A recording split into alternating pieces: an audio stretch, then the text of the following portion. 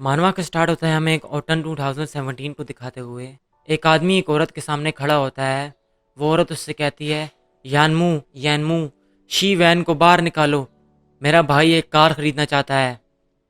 वो नीचे की तरफ देखकर उदास हो जाता है। उसके हाथ में एक पेपर पकड़ा होता है। मेरे पास और पैसा नहीं है। क्या कोई और पैसा नहीं है?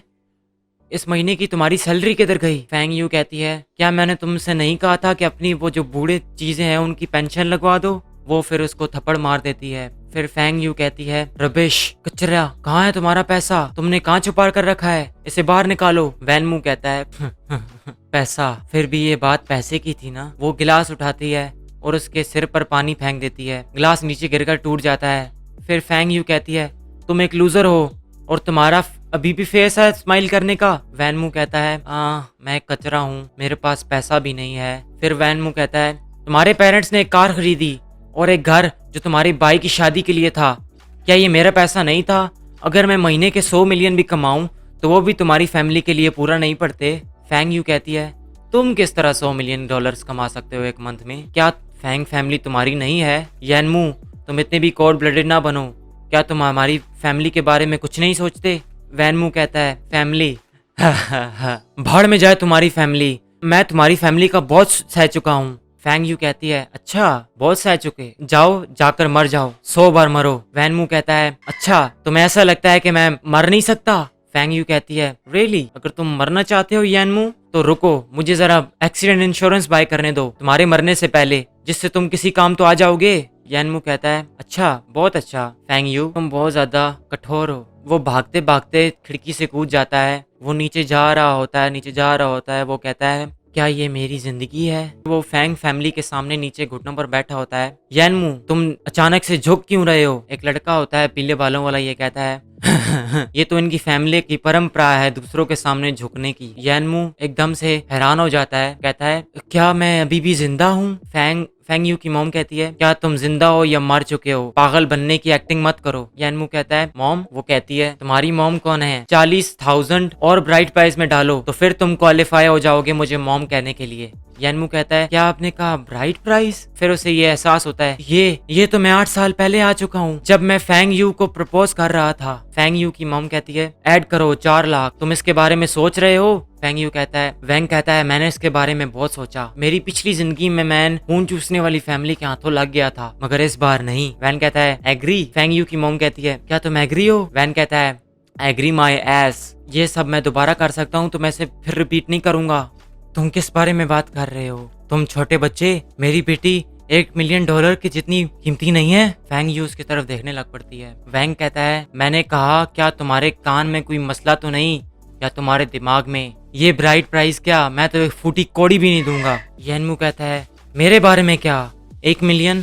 क्या तुम्हारी माँ तुम्हारी शादी करा रही है या तुम्हें बेच रही है? फैंग यू कहती है, ये इतना ज्यादा इजी नहीं है, मेरे पेरेंट्स के लिए मुझे पालना ब्राइट प्राइस भी नहीं देना चाहिए। यैनमू कहता है, तो फिर क्या? मुझे तुम क्या दे सकती हो? एक लूजर भाई जिसको सिर्फ पैसे ही चाहिए। फैंग का भाई कहता है, यैनमू तुम किसको लूजर बोल रहे हो? यैनमू कहता है, तुम एक लूजर हो जो ना तो खुद खा सकता है और ना कुछ कर सकता है। फैंग का भाई कहता है, फक यू। यैनमू सोचता है, क्या तुम्हें सच में लगता है कि मैं वो पुराने वाला यैनमू हूँ जो फाइट बैक नहीं करेगा? यैनमू से जमीन पर पटक देता है। फैंग की मॉम कहती है, यैनमू रुक जाओ, ये तुम्हारी फैमिली है। यैनमू कहता है, जहाँ तक मुझे पता है मैंने अभी तक तुम्हारी बेटी से शादी तो नहीं की और ना ही मेरा ये भाई हुआ, तो ये मेरी फैमिली नहीं है। यैनमू कहता है, अब से मेरा तुम्हारी फैमिली के साथ कोई नाता नहीं है। फैंग कहती है, यैनमू क्या हमारा रिलेशनशिप वर्थ नहीं करता इस मनी को? यैनमू कहता है, यैनमू कहता है, क्या तुमने कभी सोचा है मेरे पेरेंट्स ने कितना ज्यादा काम किया है सिर्फ इस $500,000 के लिए? फिर वो दिल में सोचने लगता है,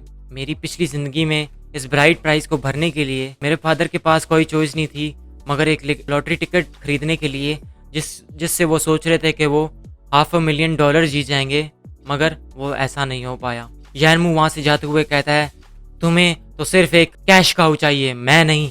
यैनमू फिर एक दुकान के बाहर खड़ा होता है और उसके अंदर चला जाता है। फिर वो वहां से एक टिकट बाय करता है। यैनमू देखता है कि उसके फादर उधर से आ रहे होते हैं। यैनमू के फादर कहते हैं, मुझे लगता है मैंने यैनमू को देखा। क्या वो फैंग के घर नहीं गया था आज? लगता है मैं चीजें देखने लग पड़ा हूँ। यानमू कहता है लंच खत्म हो चुका है, लेकिन मेरे डैड ने अभी तक अच्छा लंच कभी नहीं किया। यानमू के पापा बाहर आते हैं और कहते हैं अगर मैं बिग प्राइज जीत गया तो मुझे यानमू की शादी के ब्राइड प्राइज के लिए ज्यादा फिक्र नहीं करनी पड़ेगी। गॉड प्लीज मुझे इस बार लॉटरी जिता दो। यानमू उसके बाद सोचता है डैड आज के बाद मैं आपको और मॉम को कभी भी ज्यादा सफर नहीं करने दूंगा। अचानक उसके सामने एक स्क्रीन आ जाती है जहाँ पर लिखा होता है अगर तुमने 100 मिलियन एसेट्स अपनी इंडस्ट्री के नहीं बनाए 24 घंटों के अंदर अंदर तो तुम टास्क खत्म होने के बाद वहीं पर मर जाओगे। यानमू कहता है ये क्या है? यानमू अपने घर आ रहा होता है, वो कहता है ये सिस्टम ये क्या कह रहा है, मेरे पास 21 घंटे बाकी हैं, ये कैसा जोक है, मैं तो अभी भी जिंदा हुआ हूँ। यानमू कहता है तुम क्या कर रहे हो, मुझे छोड़ो। उसके दिमाग में आवाज आती है, ये आवाज है मैंग याओ की। यानमू कहता है मैंग याओ, मेरे साथ क्या हो रहा है? मैंग याओ और मैं चाइल्डहुड फ्रेंड्स है, वो मेरी छोटी बहन की तरह है। मेरी पिछली जिंदगी में जब मैंग याओ की मदर को चीट कर लिया था $500,000 खेलने में, मैंग याओ मेरे घर पर आ गई थी और वहाँ रहने लग पड़ी थी।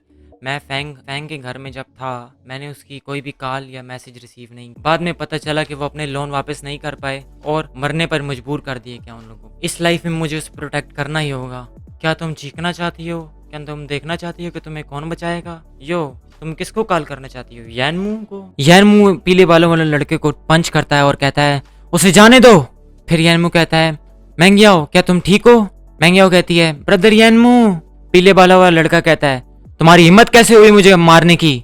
उसका साथी उसे मारने जा रहा होता है। फिर यानमू कहता है मुझे लगता है तुम मरना चाहते हो। मैंग याओ कहती है ब्रदर यानमू पीछे देखो, तुम अपने आप को मर्द कैसे कह सकते हो? वो जी हेवनली फादर्स, ये तो तुम्हारी बिल्कुल घटिया स्किल्स हैं। इन घटिया स्किल के साथ वो कहता है मुझे दर्द हो रहा है, मुझे दर्द हो रहा है, मुझे छोड़ दो। पीले बालों वाला लड़का कहता है ओ कुत्ती के बच्चे, तूने मेरे भाई को किस तरह मारा? मुझे लगता है आज तुझे मुझे मारना ही पड़ेगा। यानमू कहता है तुम यहाँ पैसे के लिए आए हो ना? अगर तुमने एक कदम भी और आगे किया तो मैं तुम्हें कभी भी पैसा नहीं दूंगा। पीले बालों वाला कहता है तुम्हारे पास पैसा है? दूसरा आदमी कहता है ब्रदर इसकी तरफ देखकर ऐसा लगता है कि ये गरीब है और हमारा बॉस इतना भी ज्यादा डेस्परेट नहीं है मनी के लिए। बच्चे क्या तुम्हें पता है 500,000 कितने होते हैं? क्या तुम सच में पैसे दे सकते हो? यानमू कहता है 3 दिनों में, मैं तुमसे वादा करता हूँ 3 दिन में तुम्हारे मैं 500,000 तुम्हें वापस कर दूंगा। फिर वो पीले बालों वाला कहता है हाँ, और मेरे भाई के मेडिकल एक्सपेंसेस भी तुमने देने हैं, प्लस 100,000 इंटरेस्ट भी है उस पर। अगर टाइम पूरा होने से पहले पैसे ना मिले तो मैं इस छमिया को अपने साथ ले जाऊंगा कर्जे के रूप में। यानमू कहता है 3 दिन में मैं तुम्हें पैसे वापस कर दूंगा, मगर तुम लोगों को घुटनों पर बैठकर इससे माफी मांगनी पड़ेगी। अच्छा, हमारा जो बॉस है फिडेलिटी रियल एस्टेट का भी बॉस है, अगर तुम पैसा ना ला पाए तो वो खुद ही तुम्हारी दोनों टांगों को अलग करेंगे। चलो यहाँ से चलते हैं। फिर यानमू के सामने एक स्क्रीन आ जाती है, वहां पर लिखा होता है तुम्हारे पास 20 घंटे बचे हैं इस मिशन को कंप्लीट करने के लिए। अगर होस्ट ने ये जल्द अज जल्द कंप्लीट ना किया तो नोट, होस्ट की लाइफ भी रिलेटेड है सर्वाइवल पॉइंट से। जो करंट वैल्यू है सर्वाइवल पॉइंट्स की वो बहुत कम है। होस्ट की बॉडी में रैंडमली एडवर्स सिम्टम्स अपीयर होना शुरू हो जाएंगे। यानमू कहता है फिडेलिटी रियल एस्टेट, ये तो वही रियल एस्टेट कंपनी है जो कि बैंकरप्ट होने वाली है और मेरी जिंदगी भी इन सर्वाइवल पॉइंट्स पर डिपेंड है। ये तो बहुत ही ज्यादा मिस्टीरियस है, ये तो सिर्फ एक वर्चुअल वैल्यू है। मैंगी कहती है ब्रदर यानमू ये सारी मेरी गलती है, अगर उन्होंने मुझे ढूंढ लिया जब भी, वो मुझे भी तो लेके जाएंगे और साथ में आपको भी ले जाएंगे। यानमू कहता है मैंगी आओ, तुम्हें ज्यादा चिंता करने की जरूरत नहीं, पैसा मेरे लिए कोई मसला नहीं है। 3 दिनों बाद उनको मजबूर कर दूंगा कि वो तुमसे माफी मांगे, ज्यादा मत सोचो और घर जाओ पहले। अचानक यानमू को चक्कर आने लग पड़ते हैं। वो कहता है ये मुझे इतने चक्कर अचानक से क्यों आ रहे हैं? मैंगियाओ कहती है ब्रदर यानमू क्या आप ठीक फील कर रहे हैं? यानमू गिरने लगता है, वो सीधा जाकर मैंगियाओ के ऊपर गिर जाता है। वो कहती है यानमू क्या आप बीमार तो नहीं है? यानमू कहता है मैंगियाओ क्या लगता है मैंने आज दोपहर को खाना नहीं खाया इसलिए मैं थोड़ा कमज़ोर महसूस कर रहा हूँ। वो कहती है नहीं कुछ नहीं, मैं आपको कुछ खाने के लिए ला के देती हूँ। फिर यानमू कहता है क्या ये रैंडम एडवर्स सिम्टम्स हैं? मुझे ऐसा लगता है कि सिस्टम मुझे सच में मार सकता है। फिर सीन कट होता है, हमें फैंग फैमिली को दिखाया जाता है। फैंग की मॉम कहती है ये कैसे पॉसिबल है, ये कैसे हो सकता है, उसने अभी तक हमारी एक भी कॉल का जवाब नहीं दिया। फैंग कहती है नहीं ऐसा तो नहीं हो सकता, क्या उसने जवाब नहीं दिया? फिर उसका बाप खड़ा होता है और कहता है बेकार औलाद, क्या तुम एक आदमी को कंट्रोल नहीं कर सकती हो? क्या फायदा तुम्हें पालने का? फैंग की मॉम कहती है लियो फैंग इतना ज्यादा जल्दबाजी मत करो, क्या तुम्हें नहीं लगता कि आज यनमू कुछ अजीब बर्ताव कर रहा था? हाँ, वो अजीब बर्ताव तो कर रहा था। वो तो हमेशा फैंग की हर बात मानता है। ये अचानक इतना बदल कैसे गया? कहीं ऐसा तो नहीं कि वो अमीर हो चुका है? हाँ फैंग, अपनी खुशी के लिए वहाँ उसके पास पर्सनली जाओ। कहीं ऐसा ना हो कि कोई और लड़की उसको चुरा के ले जाए। अगर हम अमीर नहीं हुए तो फिर भी हम राइड प्राइस बढ़ा सकते हैं और उसका सारा पैसा ले सकते हैं। फैंग की माँ कहती है ये सही कह रही हैं, और ये भी तो देखो कि उसने तुम्हारे भाई के साथ कैसा सलूक किया। इस बात का कोई जवाब तो होगा उसके पास। फैंग सोचती है यनमू, तुम्हारे पास कुछ ना कुछ होगा कहने के लिए। उसने मेरे साथ पहले तो ऐसा कभी कुछ नहीं किया। यनमू कहता है ये लो कुछ फ्रूट खा लो। घर की घंटी बजती है। मैंग्याओ कहती है मैं जा रही हूँ दरवाजा खोलने के लिए। फिर कहती है ओह ये तो सिस्टर फैंग है। फैंग कहती है यनमू मुझे साफ साफ बता दो। यनमू कहता है तुम यहाँ क्या कर रही हो? मेरे और तुम्हारे बीच कोई रिश्ता नहीं है अभी। क्या मैंने क्लियरली तुम्हें से नहीं बताया पहले? और या तो तुम्हारी वो भिखमंगी माँ अभी तक सेटिस्फाइड नहीं हुई? फैंग कहती है ये इस तरह नहीं होना चाहिए। यनमू मुझे बताओ क्या तुमने किसी और लड़की को पटा लिया? अच्छा तो तुमने ब्राइड प्राइस जमा तो कर लिया था मगर तुम्हारा दिमाग बदल गया? हाँ नहीं, हमारे बीच में कुछ नहीं हो सकता। हमारे बीच में जो बड़ा रिलेशनशिप था उसके लिए मैं तुम्हें एक एडवाइस देना चाहता हूँ। उस घर को जल्द अज जल्द छोड़ दो, क्या पता तुम आजादी से जी पाओ। फैंग जाने लगती है और कहती है यनमू कुत्ती के बच्चे तुम पछताओगे। मैंग्याओ कहती है ब्रदर यनमू और सिस्टर फैंग, क्या यनमू और सिस्टर फैंग के दरमियान, इन दोनों के दरमियान तो बहुत ही अच्छे रिलेशनशिप थे, ये न अचानक से क्या हो गया? यनमू कहता है ऐसा कुछ भी नहीं है, मैं बाहर ट्रिप के लिए जा रहा हूँ, मैं रात को वापस आ जाऊंगा, तुम मेरे घर रह सकती हो आज की रात। फिर वो दिमाग में सोचता है मैं इस घटिया रिलेशनशिप के बारे में क्यों सोचूं, भूल जाओ भूल जाओ, चलो बाहर जाते हैं और बिजनेस अपॉर्चुनिटीज देखते हैं। वो जैंग चैंग सिटी स्ट्रीट पर पहुंच जाता है। वहां पर लड़की होती है, वो कहती है आप विनर हैं थर्ड प्राइज के, द डबल बाल। हमने ये ढूंढा है कि थर्ड प्राइज और फर्स्ट प्राइज 2 नंबर दूर हैं एक दूसरे से, क्या आपको बुरा नहीं लग रहा? यनमू कहता है पापा भी यहाँ आए थे प्राइज को कैश इन करवाने के लिए। उसके पापा कहते हैं मैं सिर्फ यही चाहता हूँ कि मेरे बेटे को एक घर मिल जाए और वो उसकी शादी हो जाए। फिर वो अखबार पढ़ कर खड़ा होता है एक पोल के सहारे और कहता है ये जो सिस्टम है ये मुझे बाय करने देगा फिडेलिटी प्रॉपर्टीज। मुझे ऐसा लगता है फिडेलिटी रियल एस्टेट एक बेशक बहुत ही कन्वीनियंट बिजनेस है जिसमें इन्वेस्ट किया जा सकता है। आज कोई भी ऑप्टिमिस्टिक नहीं है फूडा की लोकेशन में, बट किसने सोचा था कि जो लार्जेस्ट बिजनेस कैपिटल होगा वो जैंगचैन सिटी में हो जाएगा फ्यूचर में। अगर मैं फूडा की सिटी पर टेक ओवर कर लूं तो मैं जैंगचैंग का सबसे अमीर आदमी बन जाऊंगा कुछ सालों में। हाँ, ये जो पीस है लैंड का, ये ओरिजिनल है मेरी बिजनेस का, मेरी अपॉर्चुनिटी पैसे बनाने की। फिर सीन कट होता है, हमें दिखाते हैं फिडेलिटी रियल एस्टेट 9:20 AM। यनमू कहता है क्या फिडेलिटी बैंकरप्ट नहीं हो गया? इतने लोग यहाँ पर किस तरह मौजूद हैं? कहीं ऐसा तो नहीं होगा किसने जल्दी स्टार्ट कर दिया? उसके सामने एक विंडो पॉपअप हो जाती है, वहां पर लिखा होता है तुम्हारे पास बहुत कम टाइम बचा है मिशन की डेडलाइन के लिए। अगर तुमने मिशन को जल्द से जल्द पूरा नहीं किया तो तुम अपनी जिंदगी को खो दोगे। उसके पास एक सर्वाइवल पॉइंट होता है। ओह ये मेरा दिल कितना दुख रहा है। अगर मैं बैंक नहीं गया होता कैश चेक करवाने के लिए तो मेरे पास कुछ और घंटे मौजूद होते, इस तरह ज़ाया तो ना होते। कुछ मजदूर उधर से गुजर रहे होते हैं, वो कहते हैं हमें रास्ता दो, बैनर इधर आ चुका है। यनमू कहता है तुम लोग बहुत जल्दी में हैं, अभी तक वेजेस इश्यूज नहीं हुए हैं, अभी हाफ ईयर गुजर चुका है। यनमू कहता है क्या ये कॉमन नहीं कंस्ट्रक्शन साइट्स के लिए डिफॉल्ट ऑन वेजेस होना, ये इतना ज़्यादा बड़ी हवाई क्यों बन रही है? मजदूर कहता है हमने सुना है कि जो बड़े बॉस हैं वो भाग चुके हैं पैसे के साथ, और जो सेकंड बॉस कोंगरोई हैं और उन्होंने बहुत ज़्यादा पैसा गवा दिया है, उन पर बहुत ज़्यादा कर्ज हो गया है। अब उनके पास कोई पैसा नहीं बचा था वेजेस को पे करने के लिए, उन्हें एक स्टेटमेंट चाहिए होगी पैसे को निकलवाने के लिए। यनमू कहता है क्या बड़े बॉस भाग चुके हैं? क्या ये न्यूज़ सच्ची है?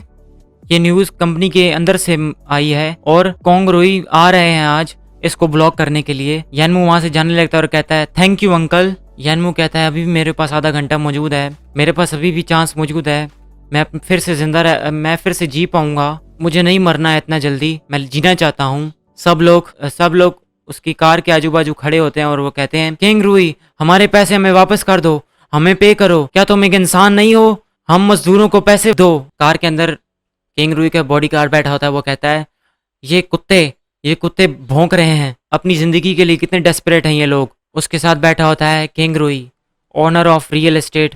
इसकी उम्र है 40 साल। उसका बॉडीगार्ड कहता है, मिस्टर कॉन्ग, आप कुछ लोगों को कांटेक्ट करके क्यों नहीं बुला लेते?